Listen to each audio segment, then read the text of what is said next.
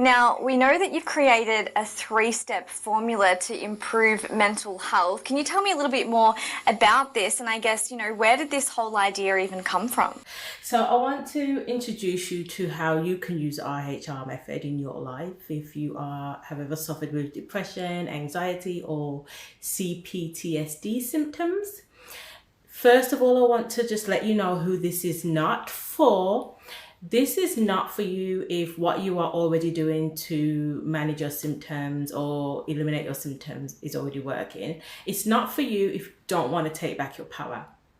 It's not for you if you don't have a desire to take full responsibility for what you think and what you feel, and you don't have a desire to be and own the creation of your own reality despite what's happening in your circumstances and those types of things. So if you're a mom and you've tried everything out there under the sun and nothing seems to be working and you're still not living free, then this might just be for you. Okay, so first of all, the RHR formula is 3 simple steps, and it stands for reveal, heal, and renew. So what you want to do in the first step is to reveal everything that happened to you in the darkness. What happened to you in the dark? What's happening to you in the dark? Things that you may not say out loud, but you know what's happening. You know what's coming up for you. You know what's triggering you. Your subconscious mind is allowing you to experience that through past traumatic experiences or things that has harmed you and wounded you in the past. So that will come up once triggered from the external. And you might can see my picture here. Science has told us, and studies and research has taught us, that our thoughts create our reality. Everything that you now have, the phone I'm recording off, this pen I'm holding, this whiteboard, is all started as a thought in our minds. Okay. So we see the stimulus through our eyes. Our eyes absorb the thing, or our nose from smell or taste. Okay, so the stimulus comes into our vibration, and then the mind, depending on what we value, what we believe, the decisions we've already made, memories, and our self-talk, our language around what we are experiencing through sight, taste, touch, and those types of things, that determines our state of mind, how we feel, how we picture things, and all those types of things. It determines what is going on for us in our minds, and what's going on for us in our minds changes the way we behave. And that behavior and programming gets stored in our nervous system. It gets stored in our psychology, in our makeup, in our design, in our programming, in our subconscious mind, which is the emotional brain, and that dictates our behavior, and that the next steps, and it's our behavior that's creating the life that we experience. Okay, so in order to heal from what's actually wounding you and keeping you creating the same type of reality, the unwanted reality over and over again, you've got to be able to reveal all the darkness, everything that's causing you pain. Okay, pain, anguish,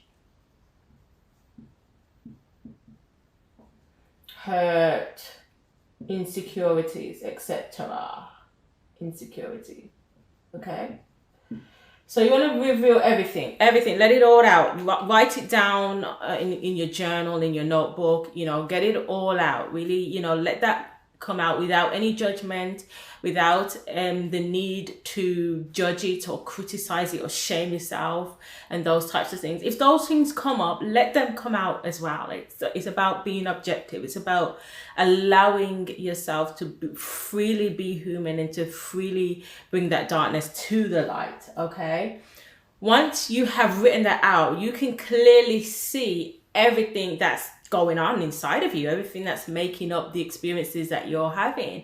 And once you can see that in consciousness, you can ask yourself, when was the first time I ever felt like this? Because everything that's coming up is just a regurgitation of past experiences. Okay, So when was the first time that you felt like this?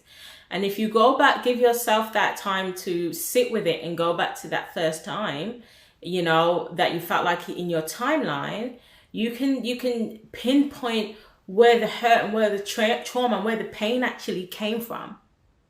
And then ask yourself, what was it I needed in that moment in order for me not to have created beliefs that disempower me, not to give value to things that disempower me, not to make decisions that disempower me, okay? Which creates disempowering memories and disempowering self-talk, the language around what's happening. What did you need from whoever it was that was around at the time? Maybe nobody was around. What did you need from yourself? What did you need from the environment? What did you need to feel, hear, see, touch? Anything that you needed is what you need to give to yourself right now, okay? So healing, okay? Meeting needs. Everything that is causing you pain right now is due to an unmet need, okay? Whether it's abuse that you had, or somebody's abuse that you experienced, or somebody said something to you that, you know, made you feel down, hurt you, and all those things. It's based on an unmet need at the time, something that you needed in that moment that you didn't get.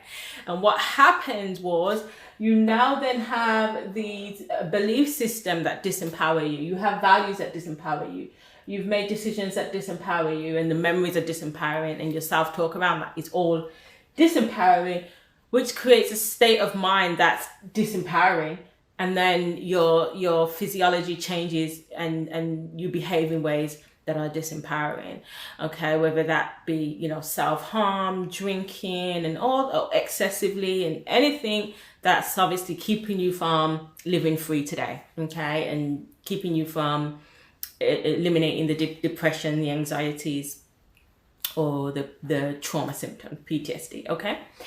So once you have pinpointed in your timeline, you know, when the first time you had that and what that unmet need is, you can start to give it to yourself. You know, you want to give to yourself. And the idea here is to be unconditional with it, you know, just as you would with a little child, because that's what's happening in your psychology. Your body, your outer body has grown, but the inner psychology is still the makeup from when the wounding took place. So you want to create wholeness back into your life. And in order to do that, you need to heal. You need to meet that unmet need, and you need to continue to meet those needs. Continue to give yourself grace and mercy, and be kind, super duper kind to yourself, you know. Add a little extra kindness on top of that kindness, you know. These are all the things that you need to give to yourself in this healing process, okay? So once you figured out, this is what I needed, you can now fill yourself up with that to heal yourself, calm your nervous system, feel better, and create a new reality going forward. It's one that empowers you and no longer disempowers you, okay? And the more you do that, the more you're healing the past, the old you, know that old energetical version of you, that wounded version, no longer can thrive in that space of healing, of wholeness, because there's nothing there anymore. It's now whole. That wounding is now whole, okay?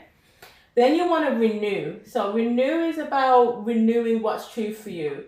What's true for you? What's true for you, okay? What reality do you want to create now?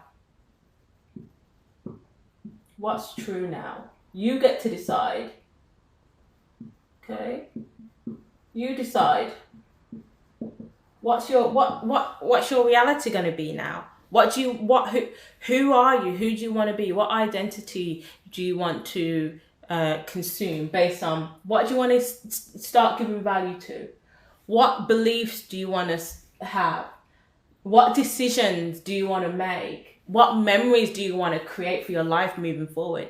And what's your self-talk like now? I remember before I started using this formula, my self-talk was trash. You know, what I was giving value to was things that was disempowering me, kept me self-harming. you know, the decisions I was making, what I believed, they were all disempowering based on the past trauma and abuse. I was unconsciously living and not aware of it due to the fact that it was all I ever known. And, you know, this is a reality for a lot of people. And if you're watching this, then you can also relate to that. Okay. So again, using these five mind filters that we have, you want to now renew your values, your beliefs, the decisions that you're going to make for your life, the memories you want to create, and your self-talk. So you want to make sure that you are strictly only engaging in topics and literature and audio and environments and people that align with what you now value, what you now believe, the decisions that you want to make, and the memories you want to create, and that type of self-talk. So once you start renewing your truth and renewing the life that you want to live moving forward, post-trauma, post-abuse symptoms, depression and anxiety and those types of things, then you'll start to embody, and you'll start to see life reflect that new version, that new energy of you. And it is a daily workout, just like any muscle. You have to keep working it out in order to maintain it, in order to, you know, experience the joys and the pleasure that actually healing gives you in order to live free. Okay. So I hope that, you know, gave you a bird's eye view of the RHR formula and how you can start using it in your life today. And if you have any questions, please reach out to me on social media. I'm Alexa A. Grier everywhere. And I can't wait to hear your transformation stories too.